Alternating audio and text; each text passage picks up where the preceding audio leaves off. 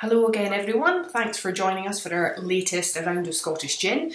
We're absolutely delighted that Colin McLean of McLean's Gin is joining us tonight. Colin's been a great friend and he's just a general good guy, so we're chuffed to bits that he can join us tonight and just have a quick chat. And for those of you that maybe don't know, just you can learn a little bit more about what Colin does, a little bit more about the brand and their range of gins and what they're getting up to at this sort of unusual time. So on that note, we will bring the man in himself. Colin, are you there? See if he's here. Hello, can you see me all right? 2 seconds, and we'll just bring you in. Right. No, you're not coming in, Colin. No, We can hear you, but we can't see you. If you give us 2 seconds. Odd. Okay.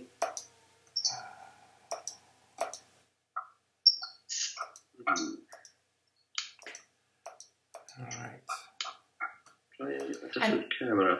No, it's I think it's something this side, Colin. Is it right? Okay. Yeah. Okay. And I was so hoping that everyone else could enjoy your beard there. Is that the is that the lockdown beard? Is it? Yeah. I see Martin's sport. There we go. Are we here? Are we good? Okay, That's sorry about that. You're all right. you're It's the joys of Facebook Live, I guess. You know, never work with animals, kids, and gin makers. Yeah. I'm trying to get my head around technology at the moment as well, so not to worry. No, brilliant. Well, as we said, thank you. It's a pleasure to have you. You know, for those that I suppose don't know, we've met you a few times now. We've seen you at festivals and stuff, but we've been where you are right now. We did come and visit your gin lab. Yes, so we never quite made it to the gin cupboard before you moved out of there, but yeah. So yeah, I guess how are you and the family getting on just with everything that's happening right now? Yeah, we're well enough. No signs of COVID, which is always a bonus. I think, like everyone else, we're obviously a little bit fed up of being in lockdown. But we're just sitting tight and hoping that it's all over soon. I think, like you guys, we're quite lucky that we're quite rural, so we've got quite a lot of places to get our daily exercise in without bumping into a soul. And the weather's been lovely for a change as well, so it's tough to not get out and about. Absolutely. Jess is a keen gardener, so she's been putting in a couple of hours in the garden every day, and I've just been working away on both gin and obviously our new family, trying to get out around and explore a little bit in kind of nice quiet places. What about yourself and you guys? All well? Yeah, same. We're just trying to look on the positive side. There are people a lot worse off. I mean, we have the 2 wee ones at home as well, but like you say, nice weather. It could be worse. So yeah, just trying to look on the bright side and make the most of it. Have some quality family time. I suppose everyone's in the same boat, but yeah, they are a tad distracting when you're trying to work. But yeah, but no, it's all good. Yeah, that's true. So for those, I kind of hinted at it a bit there, but for those that don't know, do you want to tell us a little bit, just a brief history of McLean's Gin and how you got started? Yes, so McLean's was born from a Christmas present, believe it or not. So we had a make-your-own gin kit that was given to us by Jess's folks, Chris and Naomi, my mother and father-in-law. Now, I used to make my own wine and beer to very mixed levels of success. My mum's still got a bottle in her cupboard from about 4 years ago. I have told her that it won't get any better with age, but she's not listening. There was already obviously an interest in making booze, and Chris and Naomi must have kind of concluded that spirits were the next natural step for me. So to be honest, I'd forgotten about the kit until Valentine's Day 2016, and unfortunately I'd forgotten about Valentine's Day as well. So I put 2 and 2 together, made Jess a little bottle for our Valentine's, and we sat down the next evening and tried it, and we were both pleasantly surprised to find that we really enjoyed it. So we played around with that recipe over the next few months, until we had it tasting exactly as we wanted it. And we then gave some bottles to our closest friends and family for Christmas that following year. And the feedback was great. Everyone really loved it. We actually had an aunt and uncle that were almost fighting over the last few drops of the bottle. Great. So we decided just to kind of look into how one might start a gin business, and the rest is history. So we started the McLean's Gin Ball rolling in January 2017. And 9 months later, some of the first bottles landed on the shelf. So obviously, as you touched on before, it's worth me mentioning that all of this took place from the cupboard of our old one-bedroom tenement flat in Battlefield in the south side of Glasgow. So for quite a while we held the title of Scotland's smallest gin producer. I don't think we still hold that title, we are still very small. But yeah, we were literally producing bottles, one bottle at a time. We're now into 50 bottles at a time. You can see the latest batch over here that's not fully labelled yet. But yeah. So yeah, it was very much kind of organic in the way that we started. We didn't have any investment or capital funding, finance. We cobbled together what we could from our savings that had been kind of put away since I left school and got a job, and just decided to give something a try. We're really pleased with how it's gone so far. Brilliant. And I know, obviously, you talked about you're making relatively small batches, but having said that, you've obviously gone on to make, quite a few expressions, you could say. So, what does that look like? I know that, I think at last count, is it 8? Is it 9 you've produced in total, or? Good question. So we've 3 core releases, 3 seasonals, and to date we've produced 2 limited edition releases, but we've also worked with a couple of others on kind of collaborative releases as well. So I'll run through them. Our core range is our signature gin, which we've made today. That was actually batch number 50, believe it or not. So I think wow. It's a great milestone. Yeah, I think so. I think we're going to try and do something a little bit special with it, actually. It's tasting really good. It's a good batch. But as well as the signature, we've got our Cherry Bakewell gin, which was released towards the end of 2017. That was probably quite far ahead of the flavoured gin boom, which obviously has kind of come to the fore now. And finally, we've got Something Blue. Now, Jess and I created Something Blue to celebrate our marriage in June 2018, so it's named after the old poem, Something Old, Something New, Something Borrowed. All the gins are very different in terms of colour and in terms of flavour, so there's something there for everyone. I would get some bottles out and show everyone, but the signal at the countryside isn't great, and if I start moving around, we tend to lose reception. So that's okay, stay where you are then. That would be our preference. You'll find lovely pictures on our website and on our Facebook and whatnot. So we've also got our seasonals. So our first seasonal is floral, and that comes around in spring. So that one's a really interesting gin. It's a kind of violet coloured spirit. You've got 5 flower petals in there: rose, elderflower, hibiscus, orange blossom, and butterfly pea petals. There's 5 other botanicals as well. You've got juniper, orris root, cardamom, nutmeg, and spice of angels. Spice of angels is hand harvested fennel pollen, so it's got a really nice kind of little fennelly sweet note to it as well. As spring fades into summer, we launch our citrus, which is just a really nice classic kind of easy drinking gin. Nothing about it is too extravagant. It does what it says in the tin. You want to serve it as a nice classic gin and tonic. You've got orange, lemon, lime. There's a bit of rosemary, some black pepper, a touch of bay leaf in there. And as that season disappears, we move into our winter spiced gin. So we tend to launch that around November. That's a real kind of winter warmer. Yeah. So we like that one with ginger ale as opposed to tonic.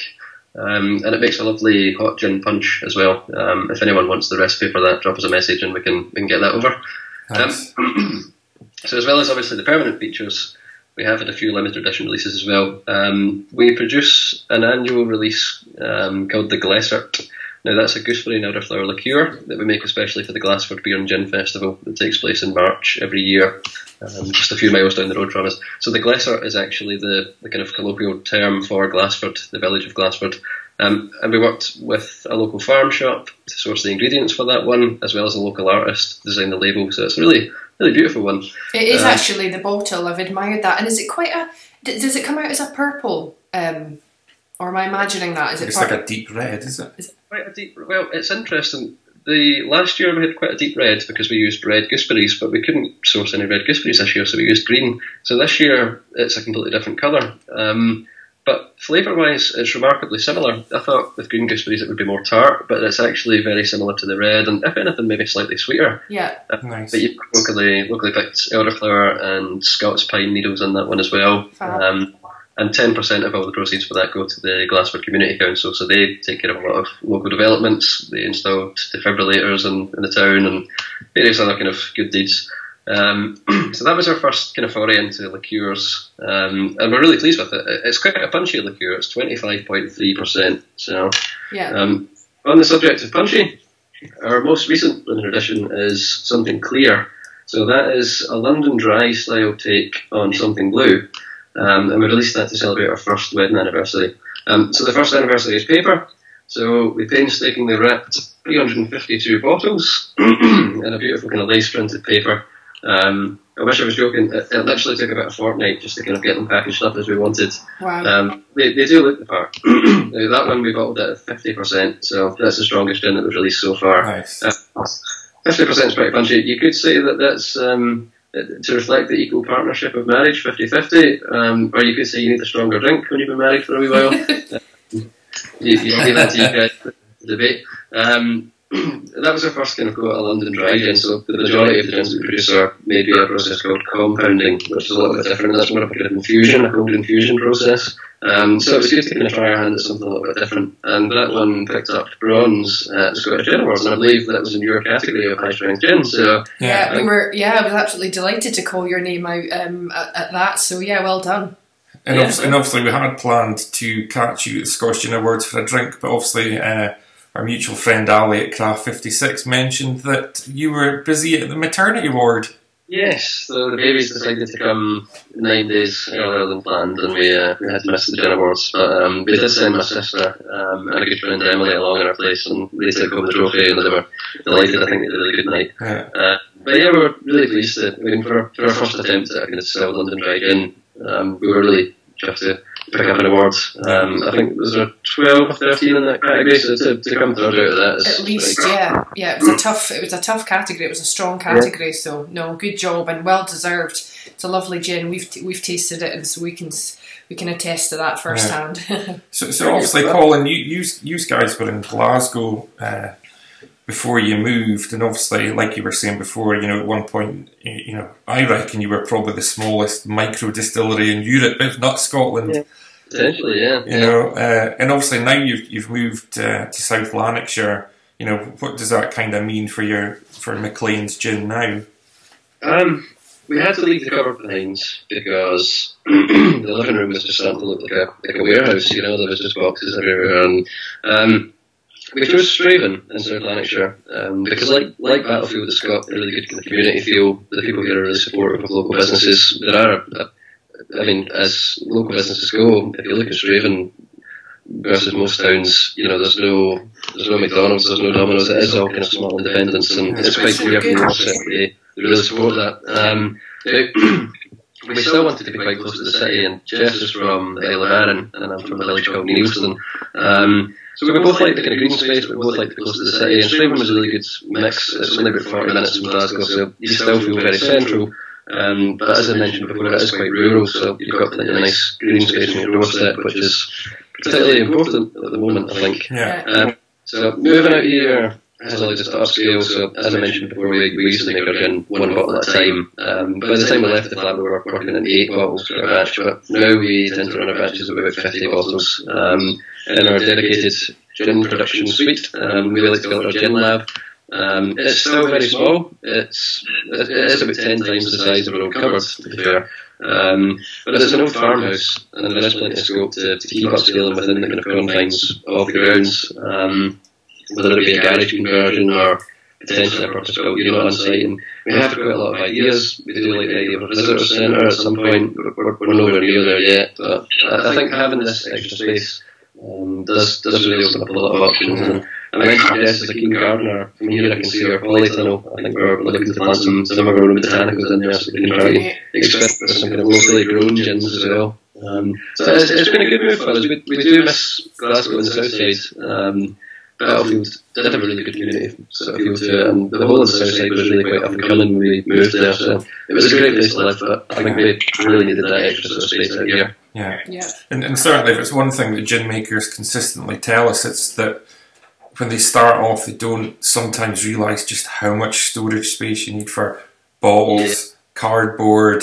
Yeah, they all come in pallets, so all your boxes and pallets, your bottles and a garage is filled to the brim of bits of materials, but we used to get around that. The company I used to work for when I started McLean's, I still work for them. Welsh McLean's was a side hustle, and the boss was kind enough to let me store some of the bottles in one of the spare units next door. But ultimately, there's no way to do that from a tenement flat. I mean, if you get a pallet delivered to your front door in a flat, you know where to put it there. So it has been useful having a bit more space. Fantastic, definitely. Yeah. And so things are obviously a little bit difficult for everyone right now. I know we've talked about that lots. You know, and certainly those producing drinks, you know, their main supply chain, their main customers would be bars and restaurants, and I mean, I'm sure you're feeling that. You know, how have you been able to diversify and you know, in the current climate? We have to some extent. I mean, there's no kind of obviously the Glasgow Beer and Gin Festival was cancelled. We made 153 bottles of Lesser and 288 miniatures for that one, so it was a lot of cash flow. Now, we have been lucky that we've worked with some retailers to get that out there. There is still some left. It's moved reasonably well. But it's not been that sort of quick turnaround that we really like at the festival atmosphere. And obviously, as you mentioned yourself, a lot of the bars and restaurants are closed, which doesn't do great for sales, but on the flip side, more people are staying at home and more people have got a lot more time on their hands as well, so they're quite enjoying a drink. So we had our first virtual gin tasting last weekend, that was held on Zoom, and that was really successful actually. There was really good feedback from everyone that attended. So we've got another one lined up for this Saturday, which is completely sold out. And another a fortnight later, there's still tickets for that one. If anyone's interested, you can have onto our Facebook and find out more. I think you guys are at this one on Saturday. We are. We're virtually attending on Saturday. So, and am I right in thinking it's through one of your local retail partners? Yes, we are holding the tastings in collaborations with Gerald Design, so they're based in Straven, and they're very supportive of both McLean's and the industry as a whole. They've got quite a nice hand-picked selection of gins. They've got a couple of nice whiskies on there as well. I quite like a whisky myself, so they've been great. And it's good to kind of keep your brands alive in times that are otherwise quite difficult.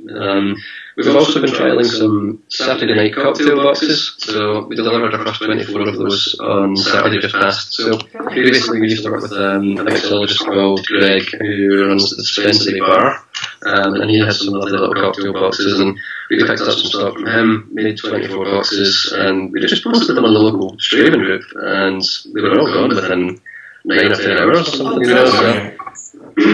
So is that something you're going to bring back?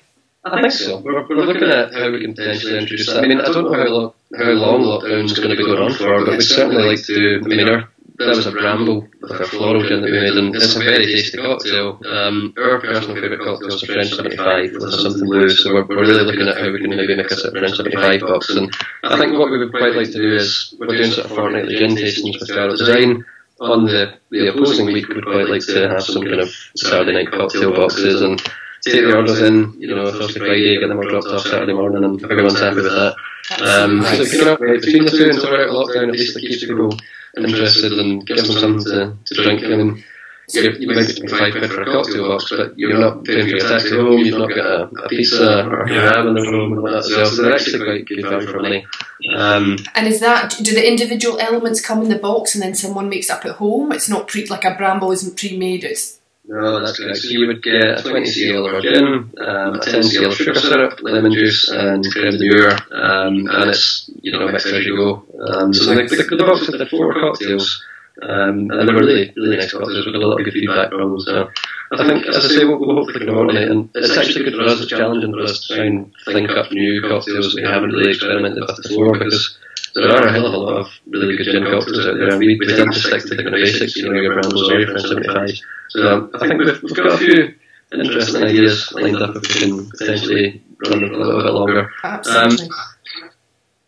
Behind the scenes, we're always working away as well. We've been busy planning for the year ahead, and it hasn't all been, you know, no work or all work no play. We have spent a bit of time with the family and the sunshine as well, so it's not all bad. But I mean, obviously sales are down, kind of comparatively to this time last year when, you know, your bars and restaurants are open, but I'm sure everyone's in the same boat. We just need to run with it. And no, we applaud you for, you know, thinking outside of the box, and obviously there's been demand for the virtual tastings and the cocktail boxes, so good for you. That's fab. And am I right in thinking, Colin, that you worked with Inspirited as well, with the guys there, and sort of helped with hand sanitizer? Yes, I mean, obviously, we the first thought that kind of came to our minds when the hand sanitizer shortage was announced was, why don't we branch into it? Now, we don't work from a duty suspended warehouse, so for us to produce hand sanitizer, it was working out at £9.34 for a 200ml bottle or something. It just wasn't stacking up. So we were chatting with kind of the local community resilience group just to see what we could do there, and Inspirited kind of came along and said, why don't we work together on this? We're duty suspended, and so we got busy with that, and I think over the course of about a week and a half we distributed about 470cl bottles to various different emergency service workers, chemists, doctors, surgeries, care homes. And Inspirited have carried that on. So obviously McLean's is really just myself. Inspirited have got a team of 5, so they are still working on hand sanitizer. For me, it was taking up all of our time. I think over the course of about a week we had about 500 inquiries, and you would answer one and you'd have 5 new ones that came in, and there's no possible way to keep up with it. But I think where you can do your bit, you've got to do so. And we generated a bit of money, the Just Giving page for that one. So both of our businesses started off with £100 each, and I think the Just Giving page over the course of about a week raised £2,122. So it did do quite a fair bit of sanitizer. Yeah, that's amazing. Yeah, good effort. Thank you. And I think some of the bigger birds are in the case with that now as well. So hopefully supply will return to normal over the next week or two. Yeah, it's been fantastic to see so many of the Scottish gin makers making the hand sanitizer, and particularly like yourselves, you know, the small guys. But it looks like Diageo and the likes now are actually really going to be producing high volume. So I guess that takes the pressure off, like you say, you know, smaller outfits like yourself, where maybe you need to get back to business as usual. I mean, you want to help out, and obviously you do all that you can to do so, but at the end of the day, you do it for your own business, your own family to look after as well, so you've got to draw the line somewhere. But yeah, I think the big guys are definitely stepping up to the plate now, and from what I understand, there's 1 million litres pledged by Diageo every month to the NHS, which is great, and hopefully the actual hand sanitizer producers will catch up as well. Well, exactly. Yeah. And if people are looking at buying your gins right now, Colin, where's the best place for them to kind of get a hold of it or buy? That's a good question. So most of our stockists are either closed or working in a restricted capacity. At the moment, your best bet is selling very well via Craft 56, via Geraldine, General down the street, and they've just launched their new e-commerce platform. And obviously, as I mentioned before, they're doing the work quotations in collaboration with us. And you've got Bottle Drop in Glasgow as well, so they've been great. Bottle Drop will deliver, I think if you order by 6 p.m, it's with you before midnight that night, which is incredible. I know, and they've just launched this cherry spritz cocktail box. So with that, you get a bottle of our cherry bakewell gin, a bottle of Prosecco, and a bottle of Chambord, all for £45, delivered throughout Glasgow. And I believe they deliver beyond Glasgow as well. They've got couriers, it obviously wouldn't be with you within 6 hours, but these guys have been really working very hard recently to kind of help keep getting our gin out there. There is a full list of stockists on our website, and many of them will still be trading in a limited capacity. I don't know off the top of my head exactly who. Some are even offering free local deliveries, I think. So I think if anyone is interested in a bottle and they want to kind of find out the closest stockist, just drop us a little message and we can find that out for you. Yeah, fab. Well, they come highly recommended, that's for sure. I don't know that we've tasted every single one in the range, but every one we have is brilliant. We've got a bottle of signature. Can you believe we still haven't opened that one? But we've the old style bottles. We've been saving it. Yeah, a bit different. It's definitely different. Yeah. Signature is an interesting one because it's got some aniseed in there, and aniseed's quite a divisive flavour. I love it, to be honest with you. And I think when all our friends and family first tried it, they must all be aniseed lovers as well, so that was good. But when we did start taking it to gin tastings, or festivals and whatnot, the response was very either kind of, oh my god, I love it, or oh, aniseed, that reminds me of a bad night on Sambuca or Pernod or something like that. But Sickness is a good one, and it's good to see you've still got that bottle, actually. It's an artifact, some kind of historical artifact now. That's it, it'll be worth something someday, we'll just keep it. And obviously your Something Blue gin, you obviously created that for your own wedding, but obviously it's proved to be quite popular, and I guess, would you say it was a good gin if people were looking for wedding favours, or...? Absolutely. So that is kind of our main, well, it was our main aim for the year ahead. Obviously, we kind of want to make something the go-to wedding gin, because believe it or not, there's no one else making a wedding gin. Obviously, it's got a nice authentic story to it, which always helps, and we have quite a few premium venues on board, so we're working with Cannon House and Lochlomon's, Lodge and Lochlomon's. There's some good local venues as well, the Straven Hotel, Borough Hall. These guys have been really supportive, and we really want to get something blue onto the kind of gantries of all your wedding venues. We are doing quite a lot of wedding flavours as well, but as it is at the moment, most people's weddings seem to be postponed. So I think that was really our focus in the first few months of the year, and it's really stalled recently, and we've had to kind of pull back and start kind of focusing on, our cocktail boxes, virtual tastings, and the rest of the range. But I think we are very keen to get something blue out there, and if anyone is getting married, then feel free to drop us a line and we'll get you a little go over for some favours. We are offering 10% off for people whose weddings have been postponed, which is obviously a very small blow to offer. I can't imagine how those people would be feeling at the moment. Yeah. But every little helps, I'm sure. Yeah. We've seen some virtual weddings take place where there would have been it would have been a normal wedding otherwise. So everyone's having to just adapt. But so yeah, you touched on that. That's obviously that was going to be the plan for 2020, is really focus on the something blue. Beyond that, I mean, I know none of us know exactly how long this is going to go on for, but what would your plans be for the rest of the year? Yeah, I mean, I suppose it really does depend on how long we're going to be in quarantine for, doesn't it? Yeah.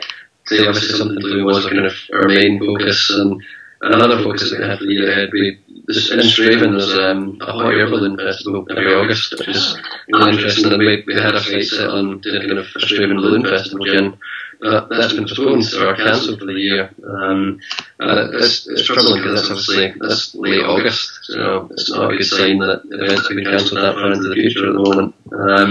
But that was going to be a big focus, obviously something blue. So for the moment, we're going to keep on going to these virtual tastings. We'll definitely be doing one a fortnight, but as long as people want to hop on. I think we're looking to do a kind of collaborative one there as well, with obviously with South Lanarkshire. There's quite a few producers in South Lanarkshire, so I think we might try and do a kind of South Lanarkshire tasting night and get the guys at Bigger, Jenny the Wee Farm, Pentland Hills and whatnot involved as well.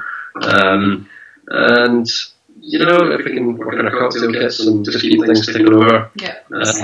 I imagine there's time to experiment just now, is there? I mean, I guess you've got two young ones, but are you finding time to do that? We haven't been experimenting as much as we like, and we have sort of pinned down quite a nice sort of flavour profile for the Balloon Festival gin, but obviously that's now going to be at least 16 months away. So that's going to be, I think we're looking at Bramble and Rose. Nice. But a full strength gin, I think we're going quite high on that. Was maybe 43-44%. We quite like something that's got a bit of sweetness to it, but it's also got a real punch to it. But we haven't been experimenting as much as we really should have in this time, but we have been focusing quite a lot on developing the business and making it better and more streamlined. But in terms of flavours, I mean, I suppose we already do have 6 permanent additions there that keep you busy enough. Yeah, we could keep churning them out, but I suppose it becomes a little bit confusing if you've got too many gins in the boat at one time. But yeah, I think we'll just keep working away, and hopefully with the virtual tastings, the cocktail gift sets and whatnot, people will start to kind of learn a bit more about McLean's and what we do, and enjoy the drinks that we produce. Absolutely. And Jess, am I right in thinking, Jess, does she work? She's maybe still off on maternity. Excuse me, my ignorance. But would she normally be in the front line right now? Is she? She would be. Well, she would be in a GP surgery in Troons. She's in a training GP placement at the moment, but obviously I think she got about a month into it and then had to pull out maternity leave, so she'll be due back in October. Right. So I'm hoping that much of it's settled down at that point. I'm asthmatic, so I really don't want to pick up COVID if we can avoid it. Not that I think it would, wipe you out, but you're better safe than sorry.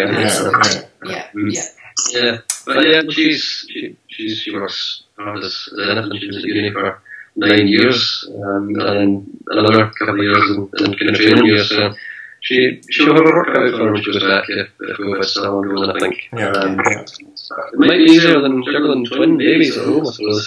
That's it. I was going to say, just make the most of that family time. Those early months and years are so precious. So I suppose that's one way to look at it.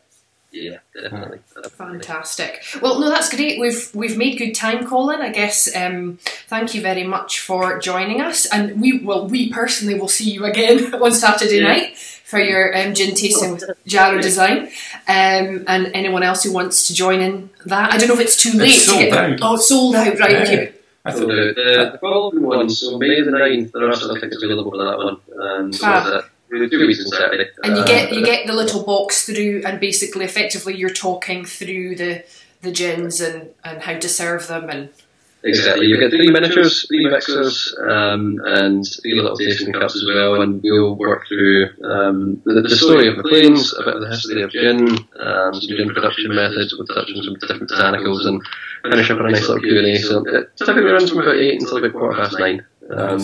On Saturday night, so it's quite a nice way to kickstart your Saturday night. Absolutely, yeah. No, that's the way things are right now. That sounds like a great Saturday night. So, no, fantastic. Well, thanks again, Colin. That's been great, and hopefully, you've got something from it, and a few people have tuned in and are inspired to buy some McLean's gin. It comes highly recommended, and Colin's mentioned there. Sounds like Jarrow Design and Craft 56, among others, are good go-to online retailers that can sell some of your gins. So, yeah, that's great. Well, we'll say bye for now.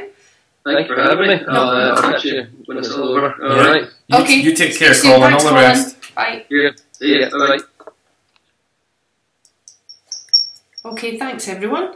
That was really fun. And even though we know Colin quite well, I definitely learned a few things there. So that was great. I think that was officially our fifth. Yeah. Our fifth around with Scottish gin. And the next one will be on. Is it Friday or is it next Wednesday? Friday we've got Ian Brown from Lundin Distilling. That's right. Of joining course. us. So for those of you that don't know, that's he makes the Gorse gin, and more recently, although it's probably a year old now, the Ripple gin. So excited to catch up with him. He's another really great guy, and they're based in Fife. So excited for that. If you can tune in then, please do. But in the meantime, thank you very much for joining us. Yeah, stay safe, everyone. Thanks again for watching. Okay, take care. Bye. Bye.